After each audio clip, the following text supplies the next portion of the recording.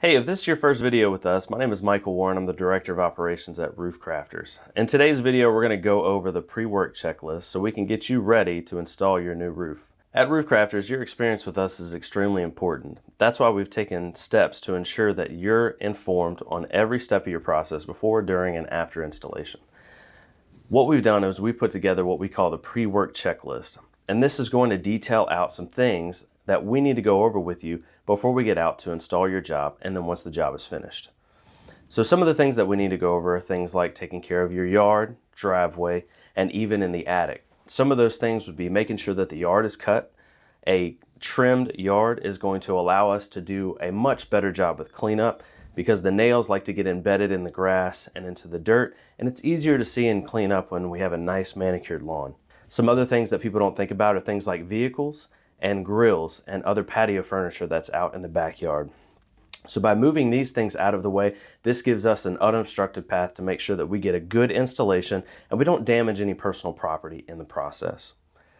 Now, some of the other things that people don't think of is their attic space. When we're stripping your roof down to the deck, a lot of debris falls in between the cracks of the decking and around the penetrations that's on your roof. Now, luckily, the things that fall inside of your attic are not things that are going to damage anything. However, there is dust and debris that falls inside of there, so we recommend that you guys put maybe a drop cloth or some tarps on top of any really important things that may be up there, or maybe any expensive things that may be in your attic.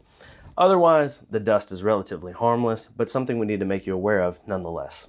Now, some other things that could happen in the attic space are things like AC lines, water lines, and gas lines. Now, most of the time, these lines are put out of the way of us. We don't have to worry about these things, but sometimes these water lines, AC lines, and gas lines are run right up against the decking in the attic, and there's virtually no way to prepare for it if it's way down there at the eaves. In the state of Louisiana, if your house is built to code, this should not be an issue, but we know that every once in a while this may be a problem. So by letting you know ahead of time, if we do run across a situation like this, you're well prepared and know what to do. Moving back outside, things like gates, we want to make sure gates are open if you're in a gated community, what the gate code is, and then if your neighborhood has any restrictions as far as where we can park, where we can put our dump trailers, and if we can put a sign out in your front yard. These are things we need to know to make your process smooth from start to finish. Pets are another thing that we need to take in consideration as well. We have some people who have pets that are outside animals, which is totally fine, but we prefer that they be inside during the duration of the project. That makes sure that when the gates are open, the dogs aren't getting out, the cats aren't getting out, and we're causing any problems of that sort. So we want to make sure that that's taken care of as well. Once the job is finished, our project manager is going to come back through and do a final walkthrough with you to make sure you're completely satisfied. During this walkthrough, he's going to talk to you about some of the things to look for on the roof. One of the things is going to be granules down on the ground or at the bottom of downspouts once the job is finished. This is what we call footfall. It's natural granule loss that happens when shingles are taken out of the packages. There's loose granules inside of those packages, and sometimes they stick on the roof, and it takes a couple rains to wash them off. Another thing is going to be what we call thermal sealing. This is where the shingles, the adhesive line in the shingles activate, and all of your shingles lay nice and flat onto the roof. Depending on the time of year, this could take several weeks to happen, but rest assured your roof is not in any danger of leaking or blow off during this process. One of the last things we like to make sure that we hit before we leave your house is to make sure you're completely happy with everything. So we want to walk you around, make sure we answer any questions, do a final inspection, and of course sit down with you and do all of that at your table and make sure you're happy.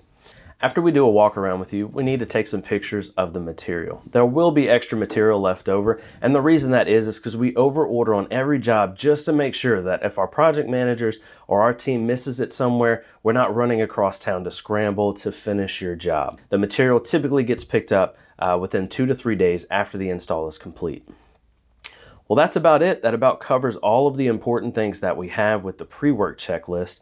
If you have any questions, of course, call our office, but we look forward to starting your project, and this is going to prep you for the next stage of us doing the installation. If you liked our video, please click like and subscribe to our page.